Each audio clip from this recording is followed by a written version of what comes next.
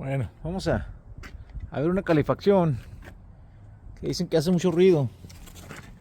Que es la única parte que tuve para poner la escalera porque donde quiera no hay campo, y aquí está no sé cómo se llama, este espinoso.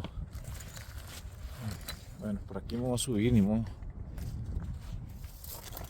Esta cosa me va a espinar. Bueno, como les digo, vamos a ver esta calefacción que dicen que hace mucho ruido. Estoy suponiendo ahorita que es el motor del inducer, el motor de inducción, porque no se quejaron en el verano cuando tenían el aire prendido. Siempre traigo el tapete ese porque pues protege un poquito la ropa, no trozar los pantalones cada rato. Les digo, yo creo que es el inducer. Vamos a ver, me voy subiendo este techo ahorita. La persona le daba poquita pena poner la orden de trabajo porque ayer fue día de gracias y pensó que a lo mejor nos ofendíamos o nos agüitábamos por venir, pero pues para eso estamos. Y ahora pues ya es viernes, no lo puso como emergencia, nomás lo puso como orden de trabajo, así es que pues no vinimos, no lo vimos.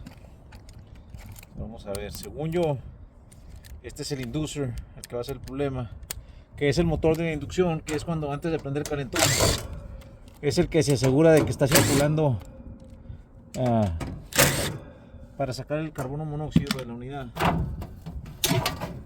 Entonces, aquí ya sabemos que en los del bajo voltaje, aquí, así vamos a lo bueno. Aquí en el bajo voltaje ya sabemos que el rojo es el que trae los 24 voltios y el blanco es el que pide caliente, ¿no? La calefacción. Entonces ya sabemos que para calarlo vamos a prender ese.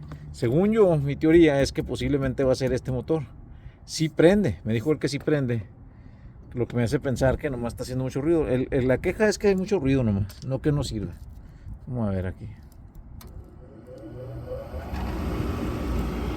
No me equivoqué. Bueno, este no hizo ruido, el inducer. Antes de prender la calefacción, lo primero que prende es el inducer. Lo que puede ser entonces en este caso, y es como todo, pues se equivoca uno cuando diagnostica así nomás, por lo que dice la gente. Lo que puede ser es el abanico. Ahora, para prender el abanico, el ventilador de este es el verde. El 24 voltios el verde, puentea y ya prende el abanico.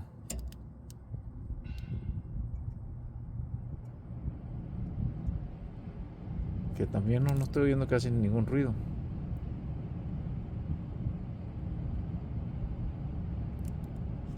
Bueno, no se oye nada.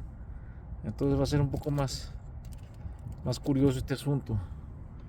Vamos a puentear vamos a dejarlo que prenda correcto todo. El aire. El abanico prende, el ventilador prende automáticamente. No oigo nada fuera de lo normal yo. La cama.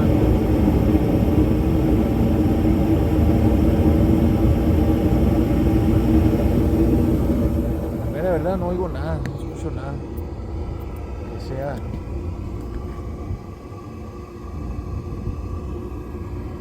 Bueno, al último resultó no ser nada. Entré al apartamento de la persona y le dije todo está bien, pero lo único que puede ser posiblemente es la rejilla. Y sí, efectivamente nomás le ajusté un poquito la rejilla y eso era el problema. No tomé video ahí adentro porque pues no me gusta tomar video en las casas de la gente. Pero como ven, aquí en la unidad se ve, todo está bien, todo está correcto. Sí va a hacer ruido el inducer, tiene que hacer un poquito de ruido el sistema, pero no era ese el problema. El problema era que la rejilla, simplemente el viento estaba haciendo un ruido. Nomás le ajusté un poquito la rejilla, ni siquiera no estaba ni suelta. Lo único que era que estaba Le apunté la rejilla más para abajo, estaba muy para arriba, muy derecho al aire, y yo creo que en realidad les voy a decir la verdad que yo ni lo oí, pero nomás le moví un poquito y dijo, ahí está, ahí se quitó, me dijo. Entonces a lo mejor él escuchó un sonido que no escucho yo, una frecuencia, y él oía en la rejilla, pues el viento, como salía el viento, él oía ahí.